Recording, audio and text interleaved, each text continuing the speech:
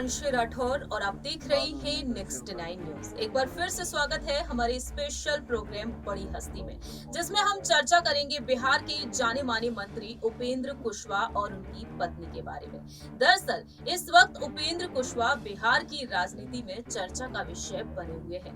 लंबे समय से टकराव देखने को मिल रहा था मौजूदा मुख्यमंत्री नीतीश कुमार और उपेंद्र कुशवाहा के बीच, लेकिन अब आखिरकार ये टकराव खत्म हो चुका है। लंबे वक्त से यहाँ पर कहीं ना कहीं यही दावे किए जा रहे थे कि उपेंद्र कुशवाहा जल्द से जल्द कोई ऐसा फैसला लेंगे जो मुख्यमंत्री नीतीश कुमार के लिए किसी झटके से कम नहीं होगा, और आज आखिरकार वो दिन आ ही गया। दरअसल आपको बता दें कि 2 दिवसीय बैठक करते हुए नजर आए अपने समर्थकों के साथ पटना में उपेंद्र कुशवाहा, और अब आखिरकार उन्होंने अपनी खुद की पार्टी का ऐलान कर दिया है। इससे पहले भी उनकी खुद की पार्टी रही, लेकिन एक बार फिर से उन्होंने अपनी नई पार्टी का यहाँ पर गठन किया है। जानकारी के लिए आपको बता दें कि जेडीयू से मिलता जुलता नाम उन्होंने अपनी पार्टी का रखा है, और ये बात वह पहले भी साफ कर चुके थे कि जेडीयू से मिलता जुलता उनकी नई पार्टी का नाम होगा।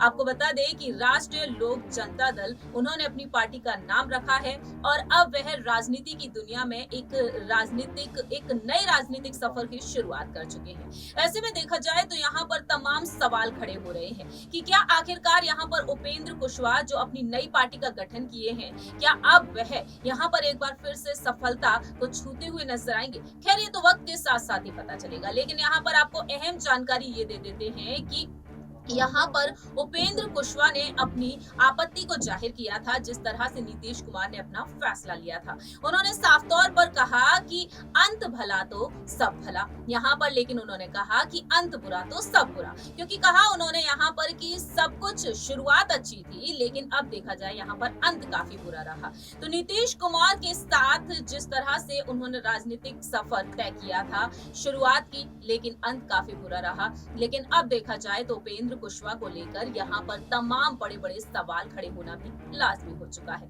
लेकिन इस बीच देखा जाए तो तमाम बड़े बड़े खुलासे भी हो रहे हैं। इस खास प्रोग्राम के जरिए आपको जानकारी देना चाहेंगे न सिर्फ उपेंद्र कुशवाहा के राजनीतिक सफर के बारे में, बल्कि उनकी पत्नी स्नेहलता कुशवाहा के बारे में भी। बेशक उन्होंने राजनीति की दुनिया में कदम न रखा हो, लेकिन उनकी पत्नी राजनीति में कहीं ना कहीं सक्रियता दिखाती हुई नजर आई है, जिसके चलते यहाँ पर कई बार ये कयास लगाए गए हैं कि कहीं ना कहीं वह राजनीति में कदम रख सकती हैं। ऐसे में देखा जाए तो यहाँ पर उपेंद्र कुशवाहा ने खुलकर अपनी बातें रखी हैं। फिलहाल अपनी नई पार्टी के गठन के बाद पटना में वह बैठक करते हुए नजर आए, और ये बैठक आज सोमवार के दिन भी जारी रही, और आज सोमवार को ऐलान भी कर दिया गया। तो आज आपको बताना चाहेंगे इस खास रिपोर्ट के जरिए उनके राजनीतिक सफर के बारे में, कैसे उन्होंने शुरुआत की और कैसे वह इस मुकाम तक पहुंचे हैं। जरा देखिए और समझिए हमारी इस खास रिपोर्ट के जरिए। बिहार की राजनीति में अब एक और नया मोड़ आ चुका है। बीते साल मुख्यमंत्री नीतीश कुमार ने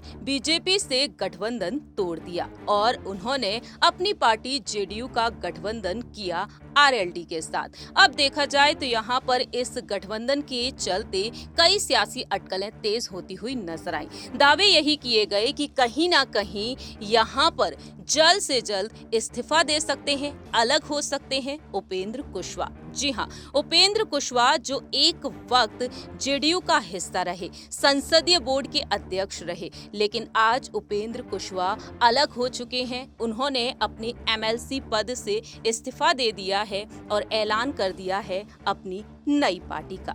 जैसा कि हमने आपको जानकारी दी ही, जेडीयू के एमएलसी के पद से इस्तीफा देने के बाद उन्होंने नई पार्टी राष्ट्रीय लोक जनता दल बनाने का ऐलान कर दिया है। राजनीति की दुनिया में नए सफर की वह तैयारी करने जा रहे हैं, और इस बीच यहाँ पर तमाम खुलासे भी हो रहे हैं। जानकारी दे दें कि उपेंद्र कुशवाहा ने 1985 में राजनेता के रूप में अपने करियर की शुरुआत की। 1985 से 88 तक वह युवा लोकदल के राज्य महासचिव रहे। 1988 से 93 तक राष्ट्रीय महासचिव बने रहे।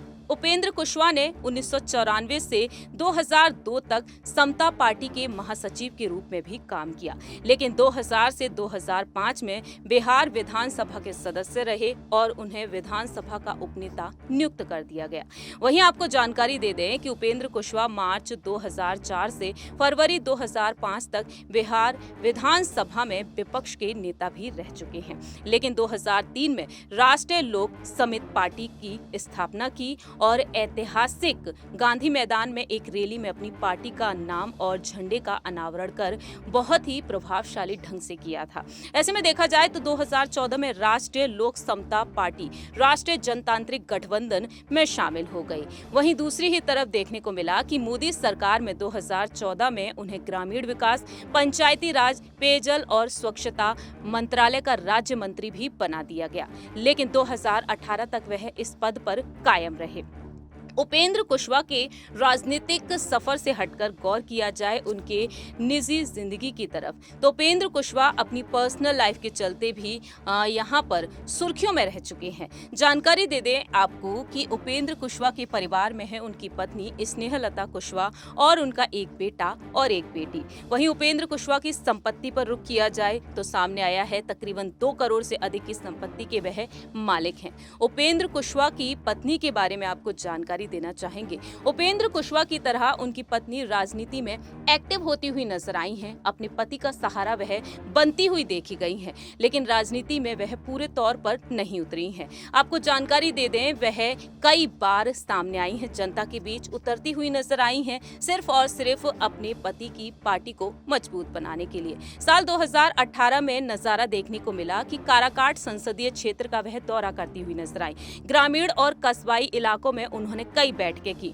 राष्ट्रीय लोक समता पार्टी के अंदर जो उठापटक चल रही थी, उस उठापटक के बीच स्नेहलता कुशवाहा मैदान में उतर आई और उनकी सक्रियता को सियासत से जोड़कर देखा जा रहा था कि पति की राजनीतिक जमीन को बचाने के लिए वह राजनीति में जल्द ही कदम रख सकती हैं। लेकिन काराकाट जब वह पहुंची तो उन्होंने विक्रमगंज, डेहरी के अलावा औरंगाबाद जिले के कई क्षेत्रों में बैठकें की, लोगों की समस्याओं को सुना और हमेशा वह यही करती हुई नजर आई। आपको जानकारी दे दें कि स्नेहलता ग्रेजुएट है, हाजीपुर के दिघी कला में इनका मायका है और मायका भी राजनीतिक रूप से सक्रिय है। ऐसे में उनका राजनीति में आना सामान्य बात लगती हुई नजर आती है।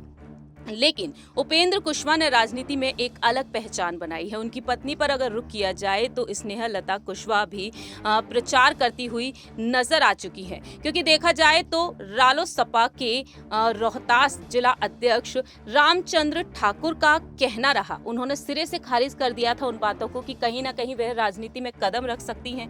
लेकिन उनका कहना रहा कि जब जरूरत महसूस होती है तो मैडम क्षेत्रों में लोगों से मिलती रहती हैं और पिछले चुनाव के समय में भी स्नेहलता जी प्रचार में आई थी। ये बातें उन्होंने कही थी, लेकिन सियासी उठापटक के बीच वह एक्टिव होती हुई जरूर नजर आती हैं, लेकिन राजनीति में वह कदम रखती हुई देखी नहीं जाती हैं। दावे ये भी कहे गए कि कई बार यहाँ पर किसी न किसी क्षेत्र से वह चुनाव लड़ने के लिए मैदान में उतर सकते हैं, लेकिन ऐसा भी नहीं देखने को मिला। अब देखना होगा कि अब यहाँ पर ये बड़ा बदलाव देखने के बाद आखिरकार स्नेहलता क्या कुछ करती हुई नजर आती हैं, वक्त के साथ साथ ही पता चलेगा। आज से एक नई राजनीतिक पारी की शुरुआत हो रही है। बिहार भर के पार्टी के साथी जनता दल यूनाइटेड के तमाम साथी, चाहे बड़े नेता हो या साधारण पंचायत स्तर का कार्यकर्ता, 2-4 अपवादों को छोड़कर सारे लोग अपनी चिंता व्यक्त कर रहे थे। उनके मन में जो परेशानी थी उसको बता रहे थे, कभी टेलीफोन से, कभी मिलकर, कभी गांव में हम जाते थे। तब आम जनता के बीच भी इस दौरान जब जब जाने का मौका मिला, एक क्रॉस कास्ट लाइन सब लोगों ने एक विशेष चिंता से मुझको लगातार अवगत कराया और तभी अपने साथ के नेताओं से, साथियों से मैंने परामर्श किया कि आखिर इतनी बेचैनी है पार्टी के साथियों के मन में, आम जनता के मन में, तो ऐसी परिस्थिति में हम लोग को क्या करना चाहिए। तो उसी के उपरांत यह तय हुआ कि वैसे पार्टी के साथियों को, चुने हुए साथियों को पटना बुलाया जाए और उनसे विमर्श किया जाए कि क्या करना है। 2 दिन तक उनसे विमर्श हुआ, कल दिन भर बैठक चली, आज भी आधा दिन, और सब लोगों ने विमर्श के उपरांत कुछ निर्णय लिया है, जिस निर्णय से अभी आपको हम अवगत कराएंगे। नया निर्णय लेने की परिस्थिति क्यों पैदा हुई। लगभग 2 साल पहले हम जनता दल यूनाइटेड में आए, तब एक विशेष परिस्थिति राज्य के सामने थी।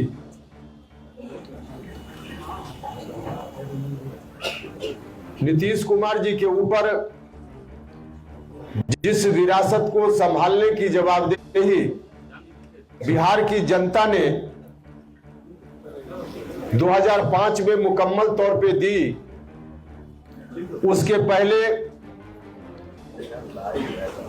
जननायक कर्पूरी ठाकुर जी के निधन के बाद जननायक की वह विरासत, उसको संभालने की जवाबदेही बिहार के लोगों ने श्रीमान लालू प्रसाद यादव जी के ऊपर दी थी। लालू जी को बहुत बड़ा समर्थन मिला, उस विरासत को संभालने की जवाबदेही उनके ऊपर आई, जनता ने उसके अनुकूल उनको ताकत भी दी, सत्ता में आए।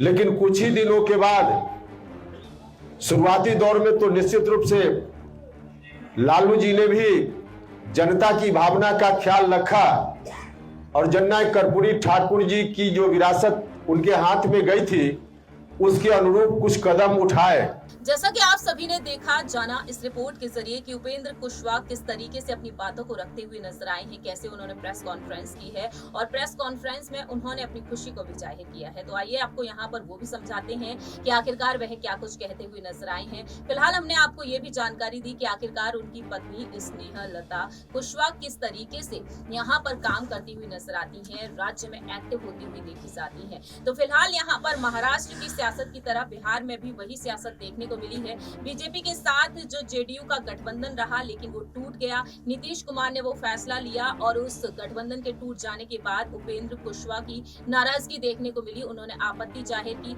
अब देखा जाए तो वह साफ तौर पर कह चुके हैं कि नीतीश कुमार की जो राजनीति का जो अंत है वह काफी बुरा हो सकता है आने वाले समय में, क्योंकि यहाँ पर आरएलडी के साथ उन्होंने जो गठबंधन किया बीते साल, अब देखना होगा कि क्या ये गठबंधन कामयाब होता हुआ नजर आएगा। ये फिलहाल वक्त के साथ साथ ही पता चलेगा, लेकिन आप यहाँ पर कितना सहमत हैं ये आप बता सकते हैं कमेंट सेक्शन में। फिलहाल के लिए हम चलते हैं, बाकी की तमाम अपडेट्स के लिए आप देखते रहिए नेक्स्ट 9 न्यूज़।